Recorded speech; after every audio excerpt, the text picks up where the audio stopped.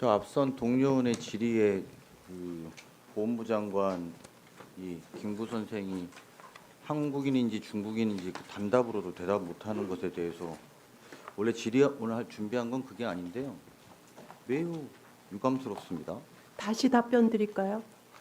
제가 물어보지 않았습니다. 여기가 지금 학생들 네. 가르치는 왜냐하면 데입니까? 제가 답변 장관, 드린 내용하고 내가 달랐어요. 질문하지 않았습니다. 우리가 여기서 배우러 온 게 아니에요.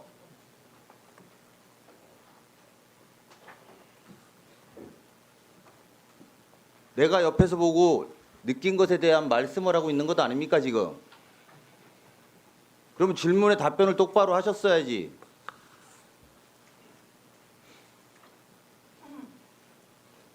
저는 매우 유감스럽게 생각하고 대통령 명의의 보훈부의 명의로 허위 공문서가 남발되고 있는 증거 사진을 보여주면 당연히 허위 문서 관련해서 검찰에 고발하겠다고 대응하는 것이 맞는 것인데 그것도 알아보겠다는 수준의 답변으로 지금 우리가 업무보고 받는 자리 아닙니까? 지난번에 국무위원이 그런 대답을 해서 가족이 아니더라도 교과서에 나오는 분에 대한 국적을 물은 것이고 그거에 대한 대답은 간단한 이야기입니다. 두 가지로 말씀할 수 있다. 헌법에 보면 여기서부터 이미 틀린 답변이라는 겁니다. 더 말씀 안 드리겠고 필요하시면 보도자료 내세요. 한국소비자원 원장님 나와주시고요. 오늘 제가 드린 질문은 민생 관련된 질입니다.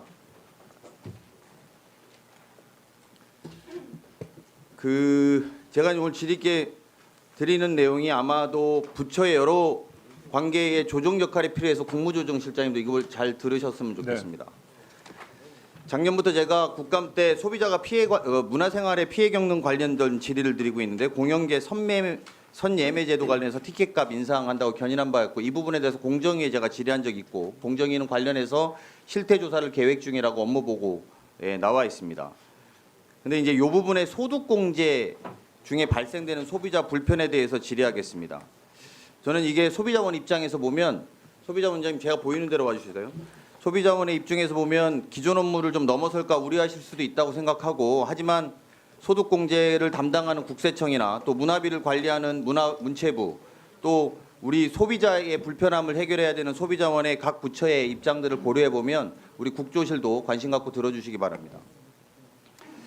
문화비 소득공제라는 것은 도서, 공연, 박물관, 미술관, 신문, 영화 이렇게 구매했을 때 추가 공제해주는 제도입니다. 그래서 일반 공제보다 공제받는 사람마다 차이는 있겠습니다만 10% 정도 공제율이 더 높습니다. 그래서 문화비 공제를 받을 수 있다면 이게 받는 게 더 이득인데요. 작년 한 해 문화비 소득공제 누락이 주로 일어나고 있는 데가 플랫폼 기업입니다. 이 플랫폼 기업에 대한 지적은 또 우리 정무위랑 무관하지 않기 때문에 이 여러 가지 공감 속에서 좀 이 부분에 말씀을 좀 드리는 거고 작년에 문화비 소득공제 누락 건수가 약 55만 건 정도 됩니다. 인터파크가 한 41만 건 문화비 소득공제 누락했는데요. 이게 금액으로 환산하면 800억이 좀 넘습니다. 카카오도 14만 건. 이렇게 해서 가장 큰 규모가 2018년 이후에 문화비 소득공제 시행 이후에 가장 큰 규모로 누락이 되고 있고 이것에 대해서 월급을 받는 사람들이 분노하고 있는 지점이 있습니다. 문제는 이 대응에 대한 문제나 실제 제도에 대한 문제에 대한 제가 오늘 이야기를 좀 해보고자 합니다. 일부 문화비가 소득공제가 누락된다는 사실이 개별 소비자에게 전달되지 않아서 이제 소비자들이 다 SNS로 이 문제가 제기되면서 소위 말하는 아까 그 플랫폼 기업들이 다 시끄러워지기 시작한 겁니다. 근데 이게 문제는 문화비 결제권에 대해서 소득공제가 누락돼도 사업자가 누락으로 인한 피해를 책임져야 될 법적인 책임은 없습니다. 그리고 혜택이 주어지지도 않습니다. 그러니까 소비자들은 구체적으로 사업자에게는 소비자들을 구제책으로 할 정확한 유인책이 없는 거죠. 근데 쿠팡은 그러다 보니까 쿠팡은 어떤 데냐면 우리나라에서 네 번째로 도서 판매를 많이 하는 데입니다. 그러니까 쿠팡은 아예 소득공제 사업자로 등록이 안 돼 있어요. 문화비. 이것도 플랫폼에서 일어나는 거죠. 카카오도 그렇습니다. 카카오는 좀 경우는 다른데요. 그래서 쿠팡에서 산 책을 사면 문화비 소득공제를 못 받습니다. 그리고 이게 소비자에게는 자신의 문화 결제권이 국세청에 국세청에 자동 집계되는 게 너무 당연한 일인데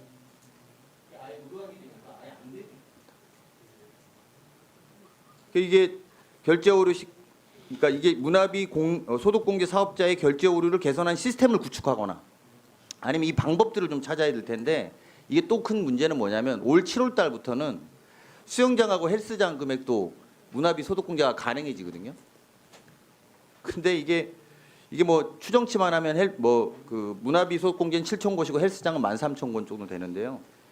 이게 또 PT와 같은 개인 교습은 문화비에 적용되지 없습니다.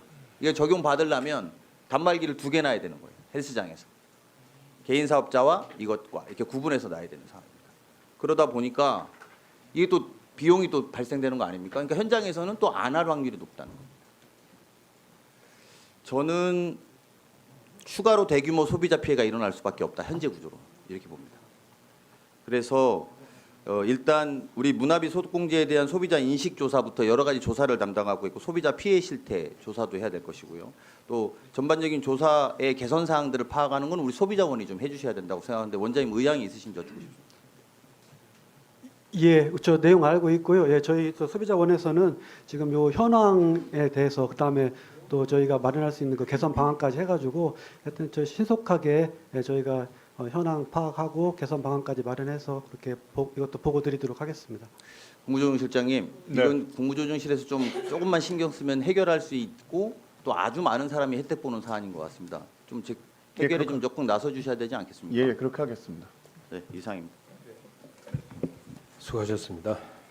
자, 이어서 존경하는 이현성 의원님.